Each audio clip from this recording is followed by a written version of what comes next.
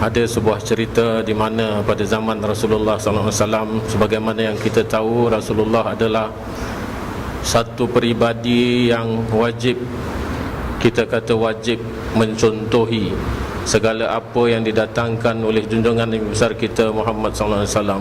Perbuatannya, perkataannya, tingkah lakunya, senyumannya, apa saja yang dilakukan oleh Rasulullah adalah merupakan yang telah dididik langsung daripada Allah kepada beliau untuk kegunaan kebaikan ummah. Banyak orang yang mahukan bersahabat dengan Rasulullah. Begitu juga kita. Kalaulah kita seandainya hidup di zaman Rasulullah, kita juga mengharapkan bahawasanya kita dekat dengan Rasulullah.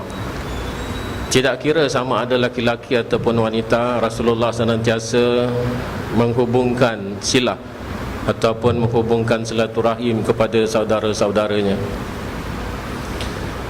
Ada sebuah kisah di mana seorang sahabat, tapi ini adalah wanita, yang sama-sama ikut berperang dengan Rasulullah di perang Badar. Perang yang sangat mustahak, perang di mana menentukan yang batil dan yang hak, yang akhirnya peperangan tersebut, sebagaimana tuan-tuan telah mengetahui daripada lembaran sejarah, kita telah memenangi perang tersebut kerana dibantu oleh malaikat-malaikat yang diturunkan oleh Allah. Ada yang wanita-wanita yang dibawa bersama dengan Rasulullah di dalam perang Badar, bertugas hanya untuk merawati prajurit-prajurit yang cedera. Salah seorang daripada mereka adalah Ummu Warqah binti Abdullah Al-Haris. Oleh kerana beliau besar jasanya di dalam peperangan yang menentukan hak dan batil itu, iaitu peperangan Badar, hubungan Rasulullah dengan beliau sangat rapat. Kalau sekali-kali Rasulullah ada ke lapangan, dia akan berkata kepada sahabat-sahabatnya, kerana Rasulullah jarang-jarang duduk bersendirian. Kita kata jarang-jarang duduk bersendirian kerana apabila Rasulullah ada, orang semua akan datang kepadanya dan minta nasihat kepadanya, minta pemberitaan, minta pengajaran, minta tarbiyah. Ini adabnya orang. Kalau kita bertemu dengan orang yang alim, dengan orang yang berilmu, kita tak usah biarkan dia sendiri. Kita datang bertanya masalah supaya kita dapat manfaat daripada ilmu yang dianugerahkan Allah kepada orang alim tersebut. Jadi Rasulullah kata, marilah kita berziarah kepada syahidah. Asy-syahidah artinya orang wanita yang mati syahid. Walhal ketika itu Ummu Warqah masih hidup, belum lagi mati syahid. Dan tak tahu kenapa Rasulullah berkata demikian, sampailah satu ketikanya apabila saudara-saudara ataupun apabila sahabat-sahabat Rasulullah ini, setelah peninggalan daripada wafatnya Rasulullah, zaman pemerintahan Saidina Umar, sebagaimana yang kita tahu, sahabat-sahabat tu kalau yang Rasulullah buat, selalunya mereka akan ikut buat.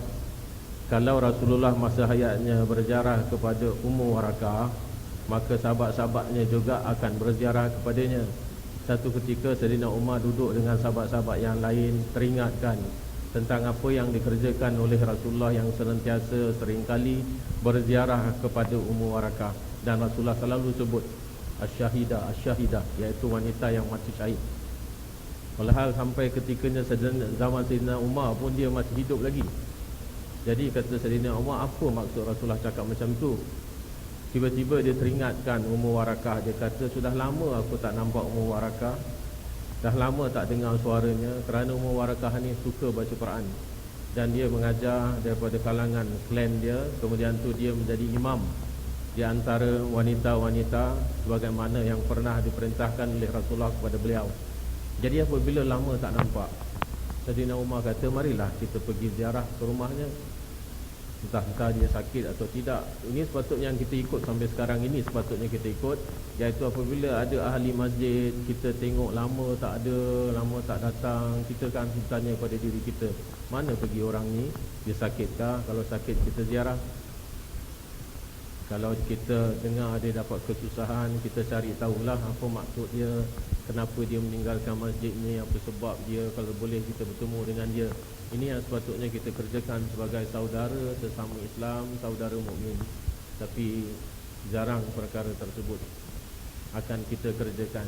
Sampai nanti bila dah keluar dalam surat khabar, dah gambar IC dia dah ada situ, baru kita kata inna lillahi wa inna ilaihi rajiun. Dah lama tak nampak, tiba-tiba mati.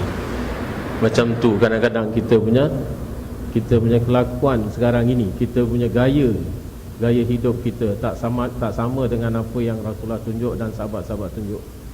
Jadi apabila Saidina Umar bawa teman-teman, sahabat-sahabat dia sampai ke rumah Ummu Warakah, bagi salam, ketuk pintu bagi salam, tak ada suara. Tak ada suara. 3 kali dah bagi salam, tak juga ada sahutan. Kemudian tu kata Saidina Umar, barangkali dia sakit. Kita tanya pula jiran-jiran dia, tanya jiran-jiran mana pergi Ummu Warakah, tak nampak. Sehari-harian memang tak nampak. Jadi sudah rasa tidak senang pada hati Saidina Umar. Kemudian tu Saidina Umar tanya kepada jiran-jirannya, tidakkah Ummu Warakah ni pernah ada 2 orang hamba, iaitu satu laki-laki dan satu perempuan?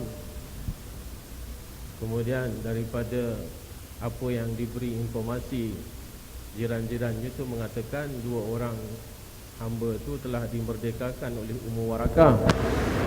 Lama tak nampak mereka. Jadi kata Saidina Umar, baiklah kita buka saja pintu rumah ni bersama dengan teman-teman yang lain, kerana sangat ingin nak tahu apa yang telah terjadi kepada Ummu Warakah. Kebenaran yang telah didapati oleh Saidina Umar, apa yang Rasulullah kata asy-syahidah, benar-benar terjadi, iaitu Ummu Warakah terbaring di atas tempat tidurnya, diselimuti dengan berlumuran darah. Artinya beliau telah dibunuh oleh 2 orang yang telah dibebaskan sebagai hamba tadi, kerana sudah diantar penyiasatan. Dan akhirnya budak 2 orang ini tak jauh perginya dah ditangkap dan buat pengakuan bahawasanya mereka telah membunuh Ummu Warakah semata-mata kerana apabila sudah dibebaskan itu nak hidup senang, jadi mencuri daripada apa yang dimiliki oleh Ummu Warakah. Itulah sebabnya kenapa Rasulullah kata asy-syahidah, asy-syahidah. Apa yang Rasulullah sebut tidak pernah bohong. Apa yang Rasulullah lihat adalah merupakan wahyu. Apa yang Rasulullah dengar diberitakan oleh Allah adalah sesuatu yang bakal terjadi walaupun jaraknya begitu jauh. Kerana Rasulullah tidak pernah bohong. Satu contoh lagi kenapa kita kata Rasulullah bercakap akan selalu terjadinya, iaitu ketikanya Rasulullah mula mengembangkan ajaran Islam. Kita tahu Abu Lahab adalah merupakan pakcik kepada Nabi, dan 2 anak Abu Lahab iaitu Utbah dan Utaibah telah dijodohkan dengan anak Rasulullah, iaitu Ruqayyah dan Ummu Kalsum. Pada awal perhubungan keluarga ini sangat baik, tetapi mula saja Rasulullah menerima wahyu dan mengembangkan ajaran Islam, Abu Lahab menolak mentah-mentah apa yang didakwahkan oleh Rasulullah. Sampai-sampai dia telah mempengaruhi anaknya Utbah dan Utaibah, kamu ceraikan anak Rasulullah, kamu ceraikan anak Muhammad. Kalau benar memang kamu adalah 2 anak aku, dan kamu dengar apa yang aku kata. Kita pun juga ketahui daripada sejarah, Abu Lahab memiliki seorang isteri yang namanya Ummu Jamil. Ummu Jamil ini juga sama macam suaminya, senantiasa membenci Rasulullah. Satu ketika tu memang dia menghalang-halang dakwah yang dibuat oleh Rasulullah.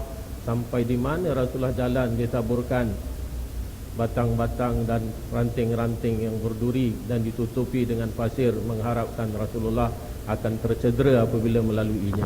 Sampai ke tahap seperti macam itu bencinya kepada Rasulullah. Kemudian tu Utbah dan Utaibah mengikut apa yang diberikan oleh nasihat oleh bapaknya, bukan nasihat tapi adalah merupakan satu ancaman. Kalau tak menceraikan anak-anak Rasulullah, mereka tidak akan diakui sebagai anak, tak dapat harta yang dimiliki, tak dapat mewarisi apa-apa. Jadi mereka menyebelahi pihak ayahnya, datang berjumpa dengan Rasulullah. Satu kedatangan yang sangat sombong dan sangat angkuh sekali. Dia berkata, aku ceraikan anak kamu, Utbah dan Utaibah. Yang Utbahnya agak sedikit lenient apabila berkata, tidak begitu emosi. Tetapi yang Utaibah sangat-sangat membenci, sampaikan dia kata, aku tidak akan menerima engkau dan agama yang kau bawa. Ada cerita yang mengatakan bahawasanya dia ludah Rasulullah. Kemudian tu dia menghina Islam. Rasulullah kata, kalau aku kau hina tak mengapa, tapi janganlah, ini agama yang telah diberikan oleh Allah Ta'ala untuk menjadi penyelamat ummah seluruh dunia, seluruh alam ini. Lalu apa Rasulullah kata, mudah-mudahan Allah Ta'ala akan menghantarkan anjing-anjing neraka dan meniat-niatkan kulit kamu, katanya. Ini yang dikatakan kepada Utaibah. Utaibah balik bertemu dengan ayahnya. Abu Lahab tanya, apa yang dikatakan oleh Rasulullah? Apa yang dikatakan oleh Muhammad? Dia kata, Nabi Muhammad mengatakan demikian. Oh, kalau macam tu pasti dia akan berlaku. Ini orang kafir. Abu Lahab diberitakan sampai akhir hayatnya tidak beriman kepada apa yang dibawa oleh Rasulullah, sedangkan dia percaya apa yang Rasulullah kata pasti akan terjadi. Apalagi kita ni siapa? Kan kita umat Muhammad. Apa yang didatangkan oleh Muhammad, apa yang didatangkan oleh Rasulullah, dari perkataan, perbuatannya, ikrarnya, semua adalah benar. Tak boleh ditolak sama sekali. Itu menggambarkan keimanan kita sama ada tinggi atau rendah. Sedangkan orang yang tidak beriman, yang tidak berkalimah syahadah, apabila Rasulullah hanya berkata demikian saja dia sudah percaya, pasti dia akan terjadi, kata Abu Lahab. Jadi apabila anaknya tu satu ketika pergi ikut kafilah berniaga ke Syam, dia perintahkan semua orang-orang jaga anaknya ini, baik di perjalanan ataupun di tempat perhentian, jaga baik-baik. Sampai pada satu persinggahan, benar-benar ada beberapa ekor singa, yang ada kata beberapa ekor harimau. Dia kata singa-singa ini datang mengelilingi kafilah mereka. Mereka halau, sempat menghalaunya. Jadi seolah-olah macam Utaibah merasakan sedikit lapang bahawasanya apa yang dikatakan oleh Rasulullah tak terjadi. Pada malam harinya semua orang tidur, dan Utaibah ni tidur di tengah-tengah benteng barang-barang kafilah yang disusun cukup tinggi supaya dia tidak tercium oleh singa-singa tadi. Semua tidur, tidak ada satu pun yang jaga. Tetapi singa-singa ini tidak menyerang kepada orang yang lain, tetapi menyerang Utaibah ini. Dan dia disiat-siat, daging-dagingnya, kulit-kulitnya hancur, dikerjakan oleh singa-singa. Bagaimana Rasulullah mengatakan hal demikian, baru Abu Lahab mengetahui apabila dia berkata bahawasanya Rasulullah akan berkata benar, maka dia akan terjadi sebenar-benarnya, dan itu yang telah mereka lihat. Tapi apa kejadian itu membukakan hatinya kepada keimanan? Tidak membuka hatinya kepada keimanan. Dia hanya percaya bahawasanya Rasulullah berkata benar, tetapi dia tidak terbuka hatinya untuk beriman. Kenapa saya cerita ini? Kerana untuk menyambung kita punya perkataan daripada buku yang kita bacakan ini, iaitu semua manusia nampak daripada luar kelihatannya sama. Kerana ini yang diingkari oleh sebahagian orang tentang karamah dan pemberian yang luar biasa daripada Allah. Manusia semua sama, tetapi Allah Ta'ala membezakan. Berbezanya manusia tadi kerana anugerah daripada Allah, sebagaimana yang sudah kita contohkan tadi, iaitu perkataan Rasulullah yang senantiasa benar, perkataan wali-wali Allah yang senantiasa benar. Sebab itu Allah Ta'ala sering mengajarkan kepada kita melalui kitabnya Al-Quran, supaya kita ni senantiasa buka, iaitu orang-orang yang menyalahi, orang-orang yang mengingkari, sudah diberi penjelasan bahawasanya akan akhir kehidupannya, akan akhir akhiratnya di mana? Di neraka. Itu sebagai untuk penjelasan kepada kita, supaya kita sekarang ambil iktibar. Lagi hayat di kandung badan, kita pilihlah jalan yang telah ditetapkan oleh Allah dan Rasulnya, tetapi di antara kita jarang-jarang untuk mengingatinya. Rasulullah bersabda 3 perkara. Kalau kita ada perkara ini, maknanya kita telah mendapat kemanisan iman. Apa yang Rasulullah pesan kepada kita, iaitu apabila kita mencintai Allah dan Rasulnya lebih daripada segala-galanya, lebih daripada diri kita, daripada anak kita, daripada isteri kita, daripada harta yang kita miliki, malah seluruh dunia ini.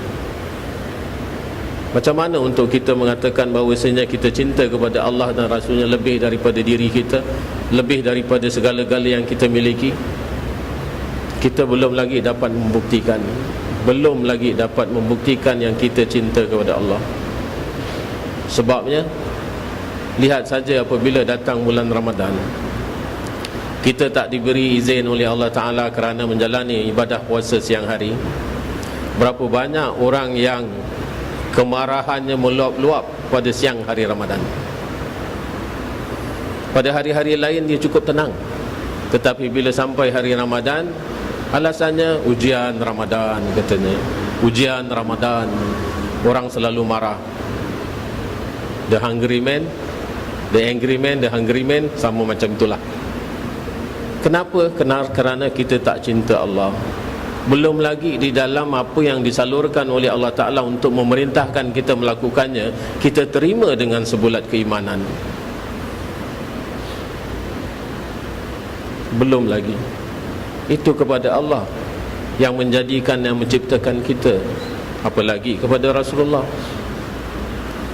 Kita hina sekendak hati sahabat-sahabatnya, keluarganya, anaknya. Belum lagi perbezaan zaman berubah. Hanya kepada masa Saidina Husain, bagaimana umat ketika itu memperlakukan kisah Karbala. Tidakkah peristiwa itu akan melukakan hati Rasulullah? Tidakkah peristiwa itu akan menyebabkan Allah murka? Sama juga kita di sini. Apa pembelaan kita kepada Rasulullah kalau Rasulullah dihina? Bukan kita untuk menaikkan semangat, untuk pecahkan sana, pecahkan sini, tetapi apa perjuangan kita? Kita belum lagi dinamakan orang-orang yang cukup beriman, orang-orang yang dapat merasakan kemanisan iman, kerana kita masih mencintai diri kita, masih mencintai keselamatan kita. Kalau kita melangkah satu langkah menyerang orang yang menghina Rasulullah, kita akan mati.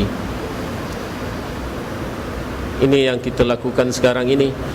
Sebab itu ini yang dikatakan oleh Rasulullah, belum lagi kamu dianggap orang yang dapat merasakan manisnya iman selama belum mencintai Allah dan Rasulnya melebihi dari segala-galanya.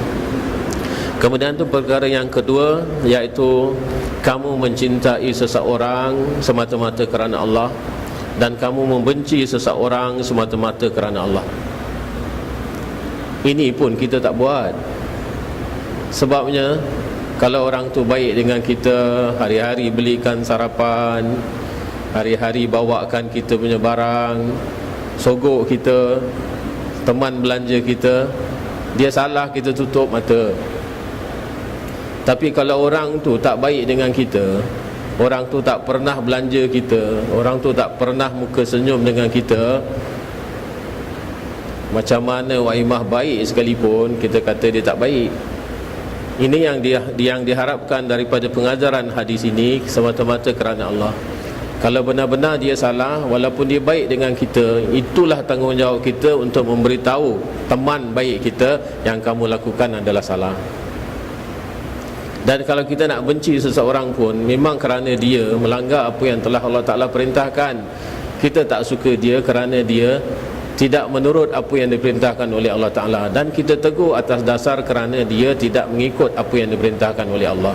Ini yang dimaksudkan dalam hadis ini, semata-mata lillahi ta'ala, baik kepada seseorang kerana Allah Ta'ala kata dia baik. Jahat ataupun tak suka kepada seseorang, marah ataupun benci kepada seseorang kerana Allah Ta'ala yang telah melakukan sesuatu kepada dirinya yang dia itu melakukan yang telah tidak diredai oleh Allah. Ini. Kemudian tu yang ketiga, kita benci untuk kembali kepada kekufuran setelah Allah Ta'ala menyelamatkan akidah kita, kita beriman kepada Islam. Sekaligus kita benci yang diri kita ni akan dicampakkan ke dalam api neraka apabila Allah Ta'ala telah menyelamatkan kita yang untuk jalan syurga sudah disiapkan bagi kita. Ini, jadi benci kepada neraka, benci kepada syirik musyrik, benci kepada menyekutukan Allah, itu adalah merupakan ciri-ciri orang yang telah merasakan kemanisan iman. Supaya kita tahu, oh, ini syirik dilarang oleh Allah Ta'ala. Kerana tidak ada amal yang paling baik, sebagaimana yang di sini mengatakan afdalul amal, iaitu sebaik-baik amal adalah al-hubbu fillah, iaitu orang mencintai kerana Allah, wal bughdu fillah, dan orang yang membenci kerana Allah. maka kita kena melihat kalau dia orang yang baik, orang yang alim, kita cinta dia kerana dia telah menjalankan apa yang diperintahkan oleh Allah Ta'ala. Cinta orang alim, cinta orang yang dicintai oleh Allah Ta'ala, kerana Rasulullah mengajarkan. Ada doa yang Rasulullah selalu sebut, yang Rasulullah selalu baca. Doa ini adalah merupakan sebagai dalil yang mana Rasulullah minta cinta Allah, minta Allah Ta'ala memberikan cinta kepada orang yang dicintai oleh Allah. Apa bunyi doa itu? Iaitu Allahumma rzuqni hubbaka, ya Allah engkau kurniakanlah aku kecintaan kau, kata Rasulullah. Wa hubba man yanfa'uni hubbuhu indaka, dan kecintaan orang-orang yang memberi manfaat kepada aku oleh cintanya di sisi kamu. Tengok hebatnya doa ini. Doa ini adalah menunjukkan, mengajarkan kepada kita bahawasanya kita dapat manfaat daripada cintanya seseorang kepada Allah yang dicintai oleh Allah Ta'ala. Jadi oleh kerana Allah Ta'ala cinta kepada dia, dia dapat memberikan manfaatnya kepada kita. Sebab itu Rasulullah kata, wa hubba man yanfa'uni hubbuhu indaka, iaitu kecintaan orang-orang yang memberikan manfaat disebab cintanya kepada aku oleh cintanya di sisi engkau. Ini doa yang Rasulullah sebut. Siapa lagi yang untuk kita beri, yang untuk kita ikut contohnya kalau bukan Rasulullah? Kalaulah Rasulullah yang sudah Allah Ta'ala berikan segala-galanya, minta saja apa yang dia nak minta, Allah Ta'ala akan jadikan gunung-gunung emas, apa saja, sedangkan dia masih mengharapkan cinta Allah, masih mengharapkan cinta daripada orang-orang yang cintanya ada di sisi Allah. Siapa kita kalau kita tak mengharapkan cinta daripada orang yang alim, cinta daripada Nabi, cinta daripada orang-orang yang diredai oleh Allah? Kita termasuk orang-orang yang sombong kalau kita ingkar terhadap apa yang didoakan oleh Nabi. Dalam doa yang lain, Rasulullah ada menyebutkan Allahumma rzuqni hubbaka, ya Allah engkau kurniakanlah aku hubbaka, cinta engkau, wa hubba man ahabbaka, dan cinta orang-orang yang engkau cintai. Siapa orang-orang yang Allah Ta'ala cintai? Kalau bukan orang yang alim, kalau bukan awliya-awliya Allah yang Allah Ta'ala pilih disebabkan kerana kebagusannya beramal ibadah, kedekatannya dengan Allah, turut perintahnya apabila diperintahkan, menjauhkan apa yang dilarang. Siapa kalau bukan orang-orang awliya? Bukan orang seperti macam kita yang diharapkan man ahabbaka, iaitu orang-orang yang kau cintai. Wal amalal lazi yuballighuni hubbaka, dan kau kurniakanlah kepadaku, iaitu amal perbuatan yang mana amal perbuatan ini boleh menyampaikan cinta kepada kau. Amal apa yang untuk sampai cinta kepada Allah kalau bukan amal daripada amal-amal awliya, daripada amal-amal Nabi, daripada Rasul yang mengajarkan dan mendidik kepada kita? Itu semua adalah amal-amal yang untuk menyampaikan cinta kepada Allah, iaitu mendapatkan kecintaan Allah yang dianugerahkan kepada kita.